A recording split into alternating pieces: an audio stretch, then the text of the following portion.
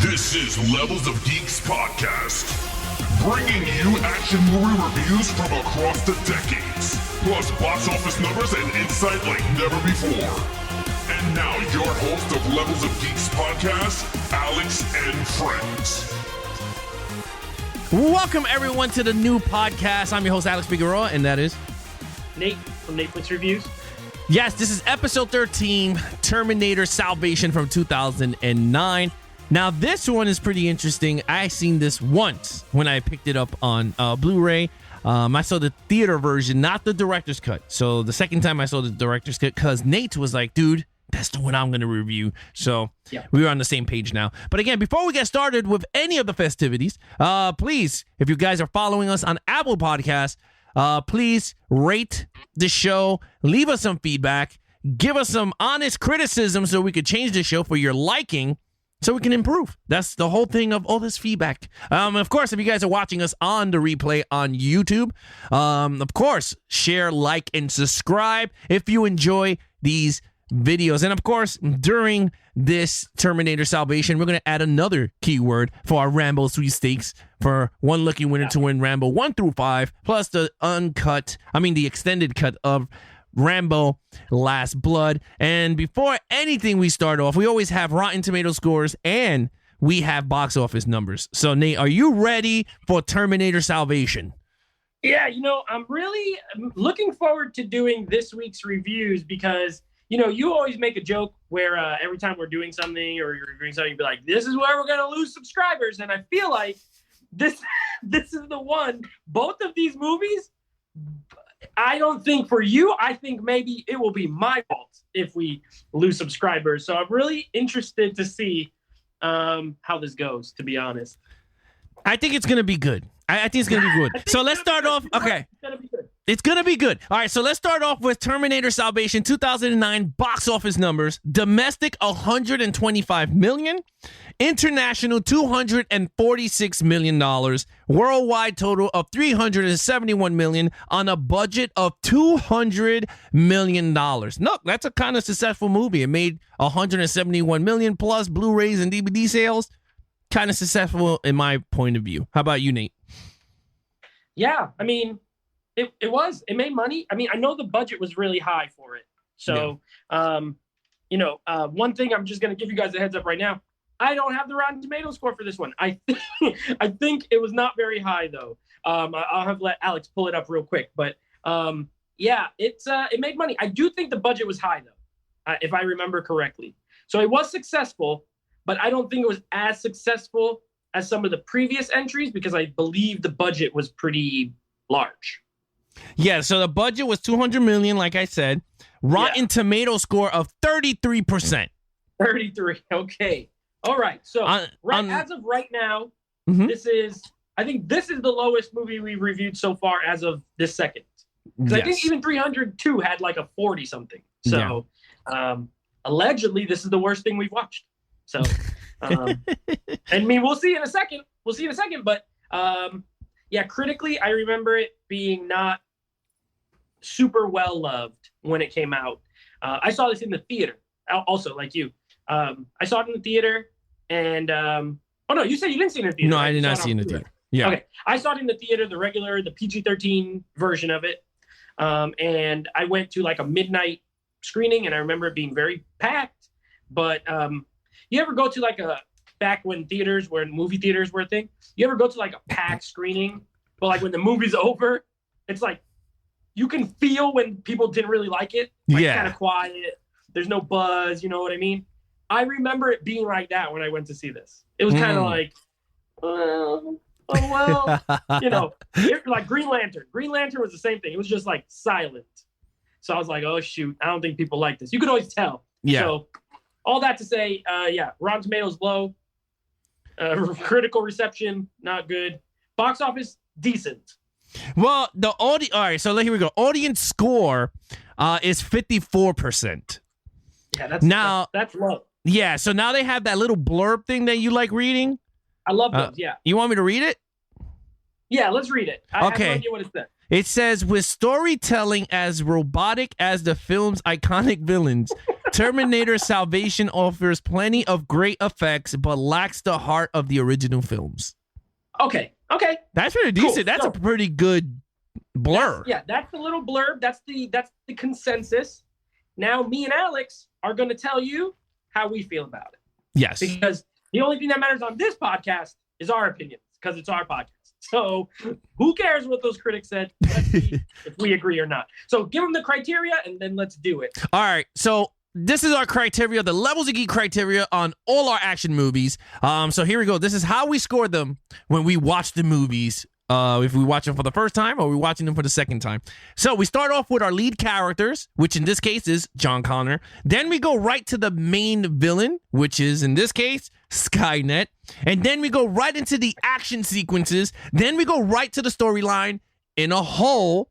And then we go to the overall picture of the entire film. Storyline is just the story of Skynet and what's going on with John Connor. And Plot, then right. the whole plot of the film. And then we go to the total points out of 25. And then at the end, me and Nate, we don't know each other's score. The first time, but we do know we're watching Terminator Salvation Director's Cut. Yeah, so right. we're going to give you guys the entire score of what we thought of this film. We might like it, we might hate it, but again, this is just our opinions. If you guys want to chime in on yours, all you got to do is leave a comment below. If you're watching us on the replay on YouTube, give us your score out of the lead character, main villain, of course, action sequence, storyline, overall, and then, of course, let us know your total points. Or if you don't want to do that, just let us know on YouTube what is your review on Terminator Salvation. So without further ado, Nate always starts off with the lead character. Nate, please. Yeah. What is your rating for John Connor? Okay. So sorry, guys. Recording on the phone again. If it falls, don't worry about it. If you're listening to this, you ain't going to know a thing. But if you're watching it and I fall all of a sudden, don't worry about it. I'll pick it right back up. Okay. John Connor. So John Connor in this film played by Christian Bale. An actor that I personally very much like. Method actor, a little bit more kind of old school in that regard, really like digs into the character. You know, this is the movie where notoriously he got into that big argument. Like they got all that recording of him like yelling at the other people in the background and stuff. Yeah, the light this guy. Is that movie. Yeah. So pissed off. And you guys already know how I feel about pissed off lead characters. I'm a fan. So, that being said, I like this portrayal of John Connor, and especially coming off of Nick Stahl from Terminator 3. This one is way better. He's military. This is essentially, and we'll get to it more in storyline, but this is essentially like a military movie, a futuristic military, like a war movie. So he's he's not the leader that he's prophesized to be yet, right? He still has people over him. But you can see the leadership in him in a lot of scenes where he's kind of challenging them and going his own way and things like that. So I like that. I think it's a good portrayal. I think Christian Bale, I've never seen him in anything where he's bad. He's always good. Now, whether you like him as an actor or if you don't like, that depends on your mileage. But for me, I've never seen him bad. So he does the role well. I'm going to give him a not as good as Sarah Connor in like Terminator 2. I think she's the all-time GOAT. So, but I'm going to give him a 4. I liked him in this movie. I like the characterization of him in this movie, and I like the performance. All right, well, it's my turn for John Connor. Now, Yes. It's funny because I'm not a big Christian Bale fan. Because of you, I'm starting to like him because I saw 3:10 to Yuma. So I started, yeah. So my whole thing with Christian Bale, like I'd never seen the American Psycho movie that he did, which everyone talks a lot that he's really good in. But again, my thing is I saw him as Batman, so I don't like him as Batman. So to me, I'm like, oh, he's freaking, Right. I just don't like him. But again, for the podcast, I took that hatred and I put it to the side and I sat back watching this as me reviewing it as a critic. And everyone knows I'm a very honest person when I come to my reviews. So with John Connor, I loved him as John Connor. And I'm not even gonna, dude, I'm not lying to you. I was like, this dude should have been John Connor for the rest of the series. Right. Now, again, Christian Bale is a A-lister, so I think there was no way they're going to lock him into another picture deals. Because I think the other movies were like Batman came out right after he got casted for Batman Begins, right after Salvation, because Salvation is 2009. Didn't Batman Begins right after? Batman Begins and The Dark Knight came out before this. Oh, okay. So yeah, that was 2005 and 2008. Oh, okay. Yeah, all right. So he got this off of the strength of those Batman films being so popular. He became a kind of a go-to, even though his strength is more dramatic, in my opinion. It as is. like an action guy after that. But he's good in this. Yeah, I think he's a way believable John Connor. I would have loved, and again, this is just my opinion, I would have loved to see him in the city environment like they did with Terminator 3. How he would have did his, because again, we got him into the future where everything is just, Armageddon. But right. I would have loved to see him in the environment of the city. How is John Connor going to, figure out how to defeat this guy? But in the future, we got to see what I wanted to see. Him as the leader, not like you said, the main leader, but you got to see that everyone was behind him. Like, you know what? When he said, do this, everyone did it. When they spoiler alert, but when they told him you are relief of command, and everyone was like, well, I didn't hear that. You already knew that people was behind John Connor. So with that said, and this is the first that I'm going to say this, I liked him so much that I gave him a 5 out of 5.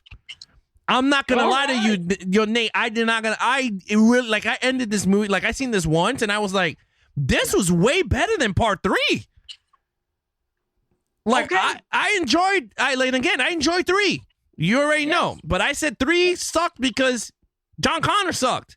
So if you would have put Christian Bale in 3, you would have got a hit across the board. Because imagine that. He could have been in 3 because if you think about it, The Dark Knight came out in 2005. Right. Which was his, really, if you look at Christian Bale's career, he did stuff before Batman Begins. I'm sorry. He did stuff before Batman Begins. But that was his kind of like breakout A-list thing. So they could have in 2003. I mean, American Psycho was earlier than that. He had led movies before. Plus, he'd been acting since he was a kid. He was in Empire of the Sun, the Steven Spielberg movie. Okay. When he was like a little kid. Like, so he's been around. I agree with you. I think it would have been interesting if he was in 3. See how he is in the modern times, and then he was just an older version. In Salvation, where he's now been in the future, he's a little more grizzled, he's a little more it would have been if there's any time where they could have like went back and recasted something, this was it. And I agree with you. I think him going in the bunker and then he he opens the door and all of a sudden Christian Bale becomes like you said, adult with the raspy, and then everyone's like, John Connor from the United States. That would have been really like, I would have been like, you know what, I kind of dig this. Like, you know what? You got away from the Eddie Furlong for some reason. You got yourself a way better actor, and he's a believable John Connor. Like, I believed him, and he wasn't even interacting with his mother. Like, I really enjoyed what they did with him in this script. And I know a lot of people are going to listen to this podcast going, damn, Alex is like right now drinking some Kool-Aid. But no, I really enjoyed this movie over than 3. Like, you got to let the people... Yeah, the people have to understand, these movies have the reason why we're picking them, and that's why I love doing this podcast so far. We've seen these movies before. Yeah. But so far we've really, besides the Bond movies for you, we've mostly picked movies that we've seen, but we don't like watch every day. Like, right. I don't, as much as I love Terminator 2, I don't watch it all the time. But this movie, I've seen it. It's been years since I watched it. And I think it's always good to revisit things, and maybe they go sour and we're like, man, I used to love this and now I hate it. And maybe we get the reverse, like, hey, maybe this should be revisited. So I agree. I think Christian Bale, very good in this. So 4 from me and 5 from you. Awesome. Yeah. And the crazy thing is, and we're going to go into main villains, but Nate is really right. And I think I'm enjoying this podcast doing this so much because remember when we did Die Another Day? I love that movie. Remember I told you I went to the theater seeing it multiple times. And next thing you know, I'm like, this thing is a piece of crap. Like rewatching it. But again, and Tomorrow Never Dies all of a sudden was like the king. Yeah. No, yeah, it was. All right, so let's get right into our main villain, which is Skynet. Go ahead. We ready? That I'm gonna go with Skynet, right? That's me. You did. Yeah, you me. go first. Yeah, so here you go, Skynet. So in the beginning of the movie, Skynet takes. We're not gonna talk about who they signed, but they signed up a prisoner to become the new T-800. I guess you want to say like a modified hybrid, but you really don't know much of that storyline. They just say, "Can you sign this?" The guy, which I'm gonna talk about because I kind of enjoyed Sam. What's it? Yeah, I liked him a lot, but we'll talk about that in overall. Yeah. But Skynet signed, which you did not know was Skynet. It was just a doctor doing experiments, but you kind of knew what they were doing. Then they went to the apocalyptic world. He wakes up, and now you got to see what happened with Skynet. And honestly, dude, I'm going to be really honest with you. I kind of enjoyed the storyline. I thought it was a good storyline. And I told you, even Rise of the Machine, which I was shocked, I enjoyed that storyline too, which you wasn't on that much. I didn't love that one. Yeah, you didn't love that much, but I kind of enjoyed it now even more with Salvation because I think it tied very well because John Connor was in the bunker and now you see him in the future, so kind of made sense. So, yeah. With that said, I kind of enjoyed it, and I love the twist at the end when he starts to when we see the second main character walking, and he got the landmine attached to him, and then he blew up. You got like, holy crap! That kind of threw me. Yeah, it kind of threw me into a spin because I was like, holy wow! I thought that was a pretty cool twist. And then you got to see John Connor become John Connor. Like he wasn't the soldier; he had to become the humanity of him. Like he's not his mother no more. Now he's becoming his own person. I guess that's what you could say, right? Like he's becoming his own. And with that character, they changed the game up. Like he was not expecting. He's like, this is something I never knew. I knew from what my mother told me, from what I've experienced, robots come back. And this guy is like, thinks he's human and is like, you could see the struggle for him, the conflict, like, yes. What do I do here? So, yeah, I agree. Yeah. So with that said, I think Skynet's purpose in this film was excellent. They created a newer robot to kill John Connor, something that they never did before. Again, something that me and Nate talked about. Is it something fresh idea into the story? This was a fresh idea. Now, again, the theater cut, maybe the reason why I didn't like it much, maybe the theater cut didn't give us more of the scenes to flush it out, but the director's cut gave me enough information that I went, this is actually a pretty good storyline. Like, I was just like, this actually made sense. They made a hybrid to infiltrate John Connor, to trust him, which he did. And I said, that is actually badass. So with that badass, I gave the main villain Skynet a 5 out of 5 because I I totally enjoyed it, dude. I was like, this actually was a really good storyline. Like, I mean, well, we'll talk about storyline, but this is actually pretty good main villain, Skynet. Yeah. Hey, I'm right there with you. This was not hard, but this is the first one we've done where the villain wasn't a person. Yeah. Like there's not a person you can tie to it. Mm-hmm. It is a software, like a organism, a cybernetic organism, kind of self-aware, a self-aware computer, essentially. Yeah. But the reason why it's such a great villain, exactly like you said, Skynet as a computer system is very intelligent. And, not only you get like scenes later where they're in the assembly line and you could see it literally building robots. Like it could just build robots, build weapons, program them, do all this stuff.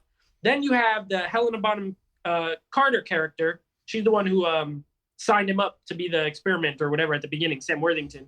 It manifests as her later in that scene with the computer screen and she's talking with him. Yes. And I love that scene. I've always loved that scene. I always thought it was great. I love the way that the facility looks all white. Yeah. And contrast to everything you've seen to then, it's all dirty and grimy. And then you're in this sterile white room. Skynet is a great antagonist because it can just do so much because it's not a person. Now, on the flip, the only thing that holds it back for me is that it's not like a one exact person. Okay. But with that said, I agree with you. I think the storyline that it is great.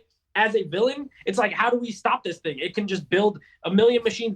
If we blow up a base, it has multiple bases. It's still out there in the system of computers or whatever. So it's super formidable. I'm gonna give it a 4, but that's only because the lack of in the first few movies we had that one person. Okay. Like you could put a face to it, Mhm. but that's a slight knock and that's a personal thing. It's still a 4 for me. I love like the idea that they're just fighting a computer system, and it's like how do we? It's almost like Ultron, but without the body. Right. You know what I mean? Yeah. In like Avengers. So yeah, 4 for me. I think it was awesome. No, it's funny. 4 or 5. I mean, I know 5 is higher than 4, but honestly, you could go either way because I kind of understand your point. Like, there's nobody that he could punch. It's just a software AI that just could do whatever he wants. Like, so that I kind of agree with you. But again, I just picked a 5 because, like I said, I thought everything in 1 in terms of the main villain was used very well. Like, was thought out. Yeah.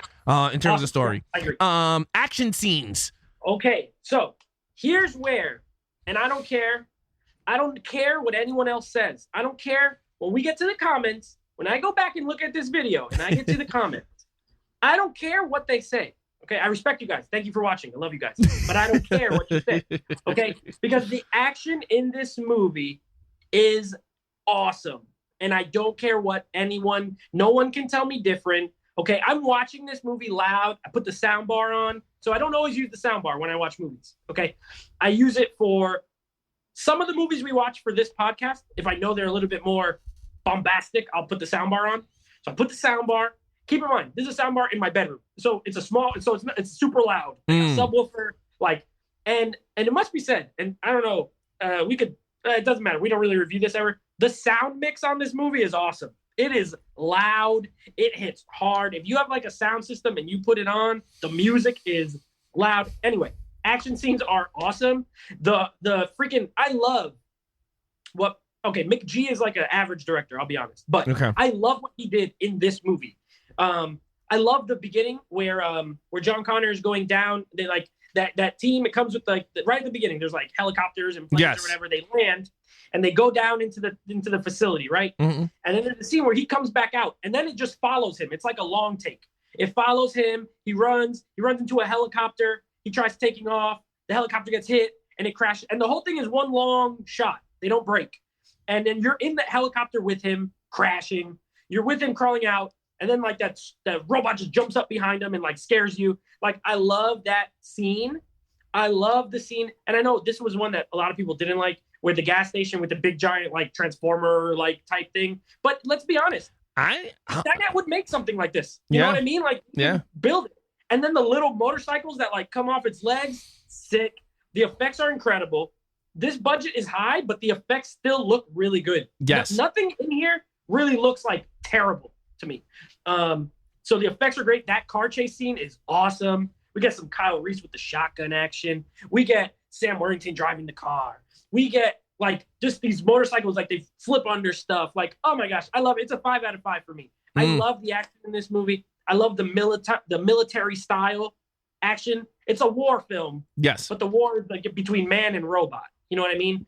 And he does a few times. He does the long take a few times where he doesn't cut. He just follows the characters moving through certain scenarios. And I really love it. 5 out of 5. It's got some of the best action in the series to me. You know, it's crazy. I mean, I totally agree with you. And you know what's crazy, though? What people don't understand, this is Blu-ray. Right. It's not and it's not 4K. No. So imagine if they ever release a 4K version of this movie, it's gonna be like 10 times. After watching this, this review, I'm hands down buying like all 4. If they ever touch one and two. If they make like a box set, even if you have to deal with the other ones, it's worth it. Yeah, I agree with you. But I love the action. I thought everything was well thought out in terms of how the action went from A to B. I thought it was very well and I love that he throws some nostalgia into the movie, and it felt so real. Like it felt organic. Like when he tried to capture the motorcycle robot, he played his favorite Guns N' Roses song from Terminator 2, which was like "You Could Be Mine." Like that, it was pretty cool. I thought of you when that scene came on. Yeah, Alex gonna like this part. Yeah. I thought it was awesome, and then he caught it, and I was like, okay. And you know what? It wasn't like all thrown. Like it wasn't over the top. It was used he got the robot done. That's it. No more Guns N' Roses. And it was pretty cool. Like, I was like, wow, he still listens to Guns N' Roses in the future. Because he put on a cassette. So I was like, all right, that is pretty cool. Like, I love that. I totally agree with you. The robot in the gas station was badass. Like, yeah, it did look like a transformer, but you know what? Any robot that's 250 feet in the air is going to look like a transformer. So who gives a shit? So I thought it was really cool. You're right. The legs with the robots, I thought that was pretty cool. I thought that it reminded me of like the World of the Wars, right? Because they were grabbing people and throwing them in the machine, and then they were taking them away to Skynet. Yeah, like harvesting them. Yeah. So I thought that was pretty cool. Even the sequence that the Sam was on the trying to get Kyle Reese, and then they knocked him off. Yeah, when he's on the roof of the carrier. The I thought that was pretty cool. I love the F-16s flying with them and trying to not like all that stuff was working so well. Yep. Even the scene that he and the chick that released him was running through the field of mines. I thought that was really cool. So look, with all that said, even the fight, okay, and you guys know how I am with de-aging and all that shit. Arnold Schwarzenegger's de-aging in this movie looked awesome in Blu-ray. And right? I was like, I know you talked about it, like you mentioned it in another review. Like, there's something coming. Yeah. I always remember that. Like it. So the body is this bodybuilder guy who looks. He does like Arnold impersonator almost. So the face, they just had to like add the face, and they use it just enough where it looks good, and they don't ruin it. Right. It worked so well. Yeah, no, the body was real. I mean, you could tell the body was real, but when they did the shot, I was like, okay, this is pretty cool. But and it wasn't like when you watch these movies, it wasn't like a throw-in. Like, you know what I mean? Like when you go, it's like, oh, it has to be the T-800. Like, you know what I mean? Like, I knew the scene was coming, but I didn't know the scene was coming. Like when the lady was talking on the artificial intelligence, and she was telling the plan, and then all of a sudden he's like, oh, and then all of a sudden it was like, dun, dun, dun, dun, dun. You saw the body. I was like, I like, love that. Yeah, and then he kicked him all the way across the room, and then he was like, it can't be, and then he started shooting it. I'm like, this is actually a pretty cool moment in the movie. Like, to me, that gotta be one of the biggest moments in the movie, because he changes his perspective, you know, on the other Terminator, and then all of a sudden the main dude is trying to kill him again from the first one. So it's like, holy crap. But I'm not gonna lie to you. Look, let's just stop this right now. Action scenes, 5 out of 5 for me. I had to give this a 5 out of 5 because it was just so good. Even and I forgot to mention, you mentioned a part about the minefield when him and the girl are going through the minefield. Yeah, it's Williams. Like suspenseful because you know it's suspenseful after it sticks to his leg, because then you're like, oh shoot. Like, I knew because I've seen the movie, but if it was your first time watching, you're like, oh shoot, like what? Why did that happen? But the scene when they're escaping through the minefield, with the motorcycle, and he's like doing the motorcycle jumps, and the way the lighting is, and you got all the people shooting at him. Like, that scene is super good. And then the way the T-800 looks in this, when the skin like melts off, awesome. Like, absolutely awesome. Yeah, it looks better. Great. Yeah, it looks great. You know, it's funny. It looked, and you guys could go like, Alex is drinking something tonight. I think the T-800 exoskeleton crap looked 100 times better than the one in the Dark Fate, and that's a newer movie. Yeah, it looks great. It looks way better than the newest movie. Incredible. Yeah, no, it looks way better. Like, all right, storyline.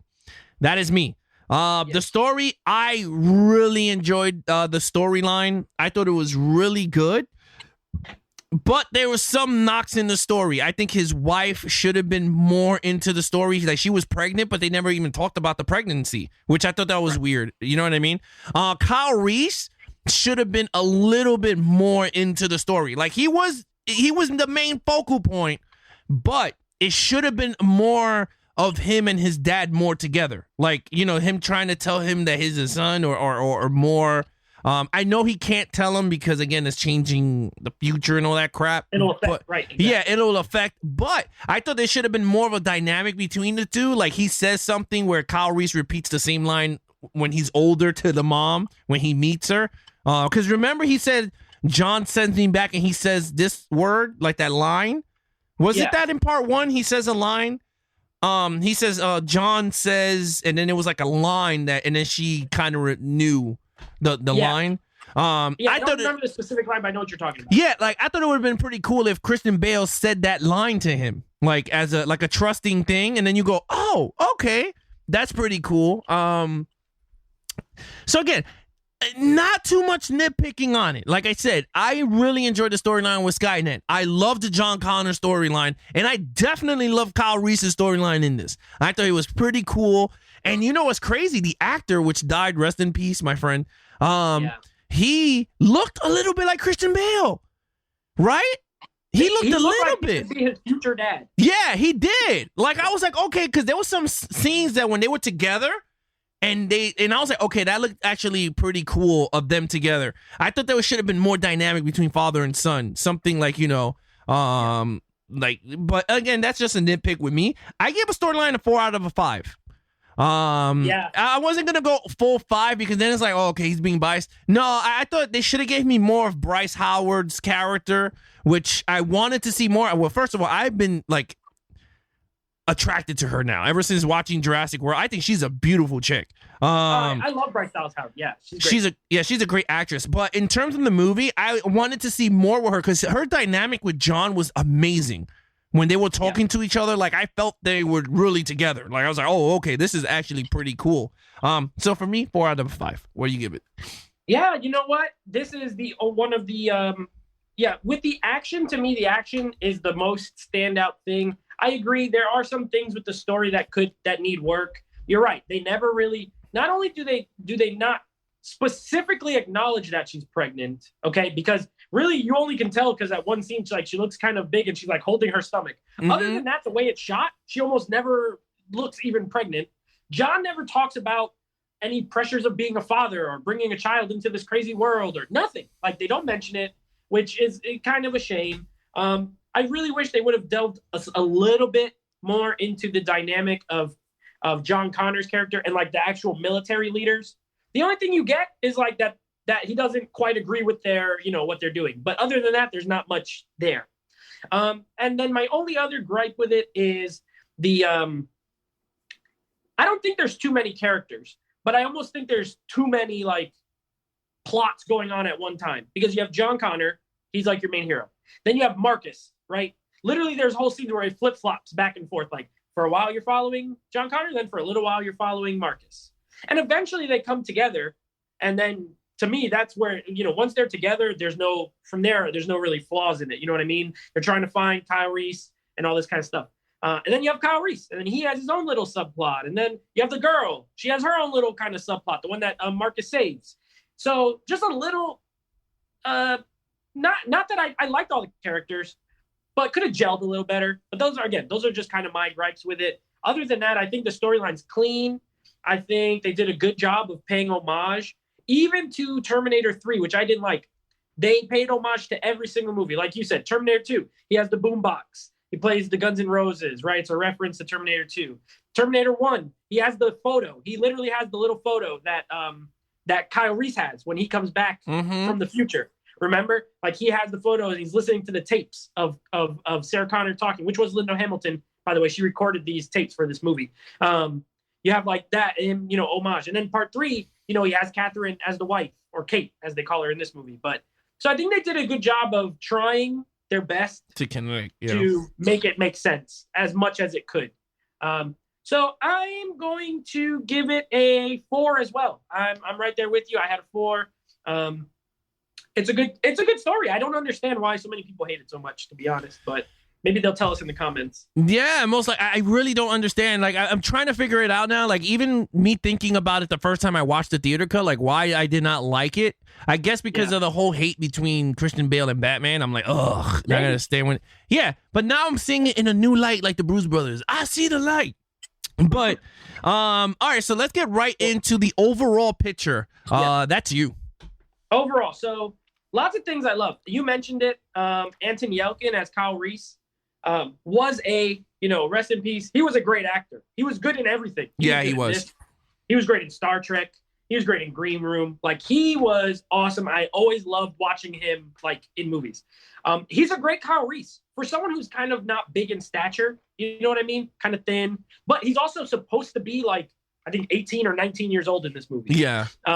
Because the tapes, Linda Hamilton or Sarah Connor says, when you meet him, he might be like a teenager. So he's supposed to be very young, and he looks very young. He's tough, but you could tell he's not all the way tough because he's still so young. You know what I mean? His voice, I love the way he talks, his mannerism, everything. He was great.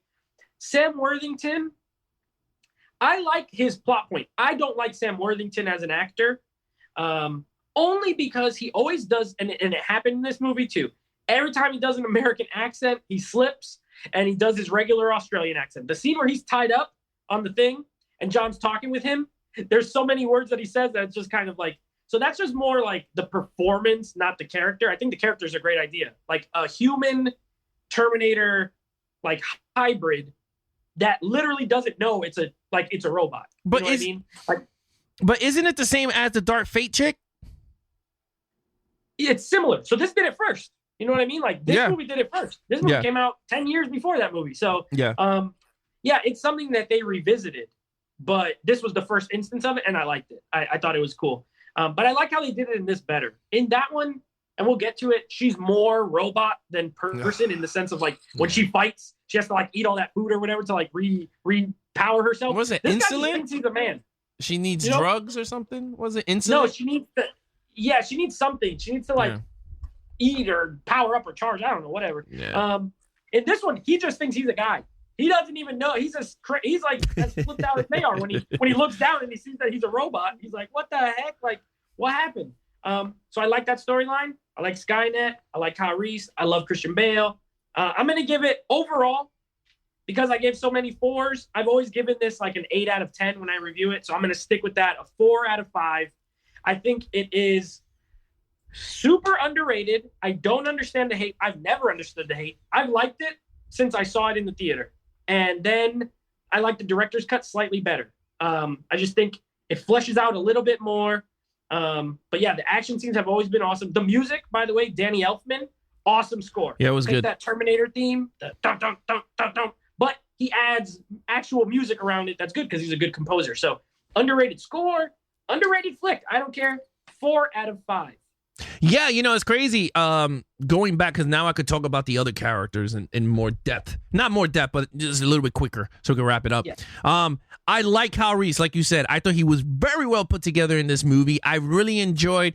I love that scene where the first time around, the Sam Worthington tells him like that one badass line, and then all of a sudden he goes, when you use that gun, you better use it. Yeah. When you point a gun at somebody, you better be ready to pull the trigger. Yeah, and I thought it was pretty funny because I was like, wait a minute, he just told you that like 10 scenes back. Like, I thought that was pretty cool. He's developing his toughness. Yeah. But I kind of liked it. And it's weird, like, because we didn't even tackle this, but Kyle Reese was actually getting along with Marcus. Like, they were becoming friends. Like, actually really good friends, because Marcus went back for him because he was like, wait a minute, Kyle is in the damn boat. Like, I got to get him. So I thought that was really cool dynamic writing there, because that's the same thing that happened with John. If anyone remembers, John in Terminator 2 fell in love with T-800, where, I mean, he knew he was a robot. Marcus didn't know. I mean, Kyle Reese didn't know Marcus is a robot. Like, he does not know. So I thought that was a pretty cool nod. Like, I don't know if people realize that, but that was kind of exactly the same situation between John and Arnold and Marcus and Kyle Reese in the future. So I thought that was pretty cool. Marcus, let me get to Marcus pretty quick. Yeah. I liked him as the Terminator, and I said this yesterday live on the stream. I think they should have kept him as the modern Terminator. I think he looked very well as a Terminator. He worked out a little bit more. He would have been like the other T-800. Like, he didn't need to go Arnold all the time. Hulking big. Yeah. Because Robert Patrick was smaller, and he was great. Yeah, he was great. So I think he should have been the newer modern version of Arnold. I think he should have been the modern. I know he's the nostalgia. Arnold started it all. But I think if you wanted to continue the franchise in a way, I think this was the movie to bridge that gap. That you have the T-800, and then you have whatever model he is. But that model of what he is, you could keep sending him back to back in time to save John Connor because he's young. So that is just my personal opinion, because me and you already talked about it. I mean, Terminator 3, Arnold looked aged. So it was just like, it didn't work as well. But with this young guy, I think it could have worked. I think he was a believable guy too. I kind of understand what you mean in terms of him speaking, but I could live with that. Than, like, yeah. Yeah. I mean, I think the more he did it, I think it would have ironed it out more. But John Connor now, Christian Bale, loved it. I was like, he was awesome, to be honest. I really dug him, man. I'm not going to lie to you, man. I was like, this is a really good John Connor, and I'm really disappointed and really angry that they did not continue with him throughout the franchise. And this is something I told the guys, told everybody last night live on the show. And I was like, it would have been really awesome to see Sarah Connor on the bridge in Dark Fate, and then on the other side, Christian Bale, John Connor coming down in the same Terminator Harley as Arnold Schwarzenegger's character. And he teams up with his mom to help out, the whole thing. That would have been personally me. I would have brought Christian Bale back with his long hair that he has now, because then it would have been more like Terminator 2 with Eddie Furlong's long mushroom haircut. So that's me. But overall, I gave this a 4 out of 5.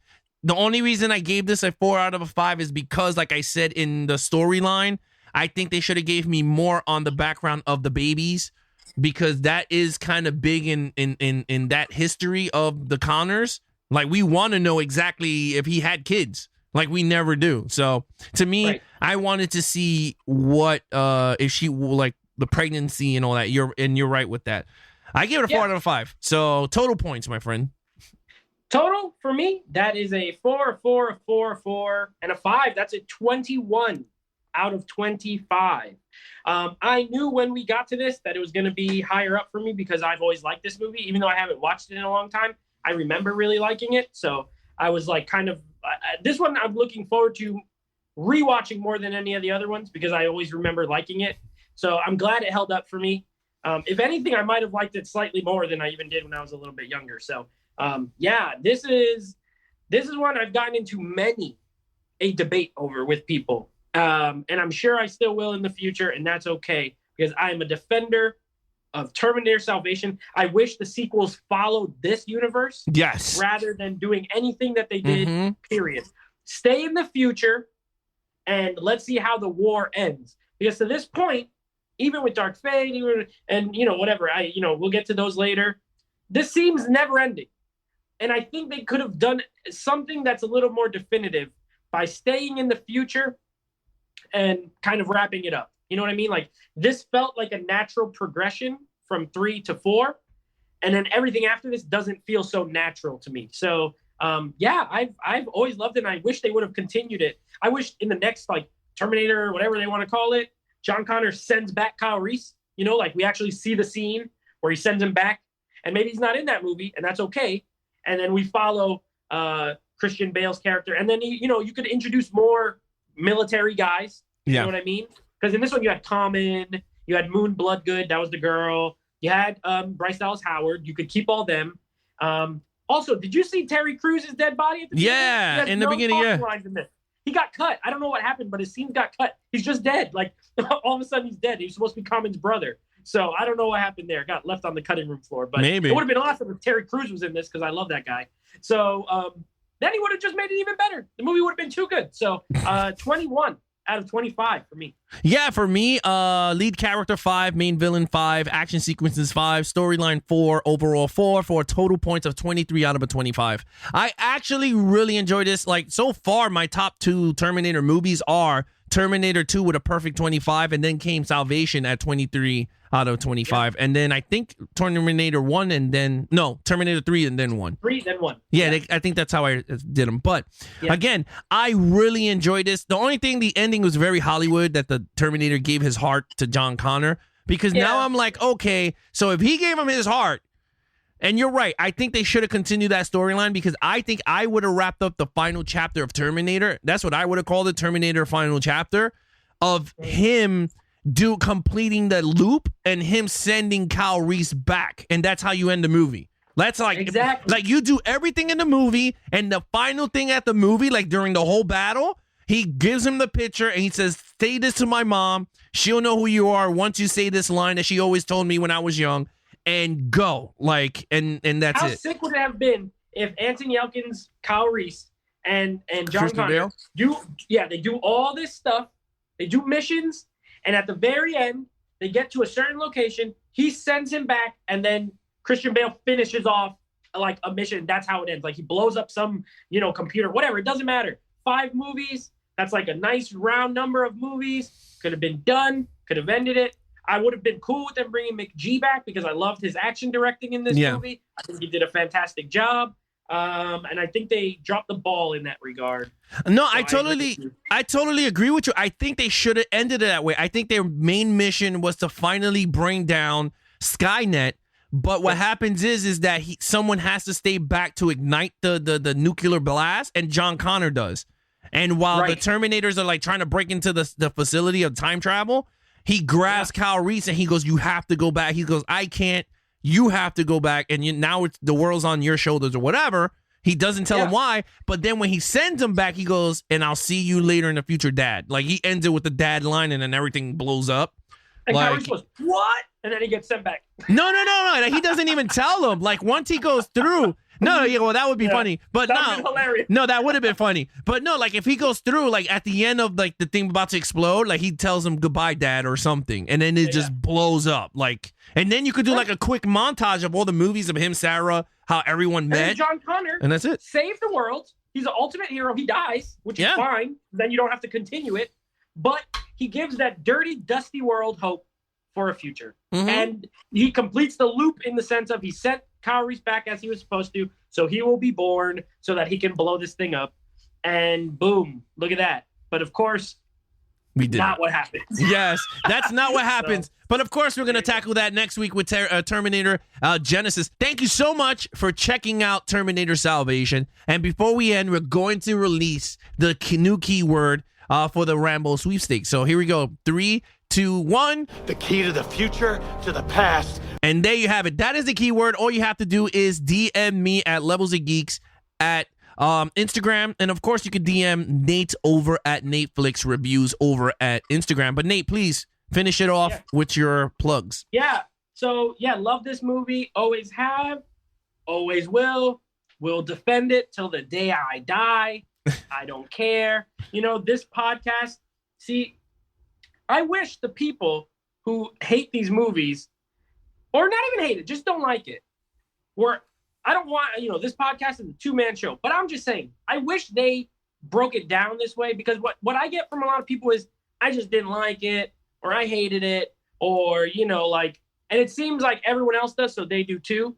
Whereas if you really break it down, like, where's your issues and things like that? Maybe storyline. Sure, maybe they don't like the storyline, but I don't know how people can deny like that the action is awesome, because it is. If you like action movies, Christian Bale's performance is very good. I mean, maybe someone doesn't like it. I don't know. But so I love doing these reviews this way, because even if there is weak points, you can highlight strong points of a movie as well. You know what I mean? Yeah. So I love this movie, and I'm not looking forward to Genesis. Same here. I remember, not the spoiler, preview. I remember seeing Genesis in the theater, and there were moments like in my head, I was like, wow, this is a really great idea. And then by the end of the movie, I had forgotten all those things I thought were great ideas, and I was so mad. So, and I haven't seen it since. So I haven't seen it since 2015 or whenever it came out in the theater. Yeah. I bought the Steelbook because, you know me, I'm a completionist. Steelbook looks cool, but I'm not looking forward to rewatching it. I am, but I'm not. So there you have it, guys. If you guys are watching us on the replay on YouTube, please share, like, and subscribe if you're enjoying our content on the podcast, or if you're joining us live on Levels of Geeks on Mondays and Wednesdays at 9 p.m. Eastern, where Nate and I co-host Mondays at 9 p.m. And, of course, me and David from Flicks Talk on Wednesdays at 9 p.m. Again, guys, you can follow me on Twitter, on Twitch, Levels of Geeks on both. Of course, again, Nate Flicks Reviews on Instagram. And, of course, follow his podcast, Nate Flicks Movie Reviews, on Apple Podcasts, Stitcher, or wherever you listen to your podcast providers. So again, guys, I'm your host, Alex Figueroa, and that is Nate. Be awesome to each other and geek out.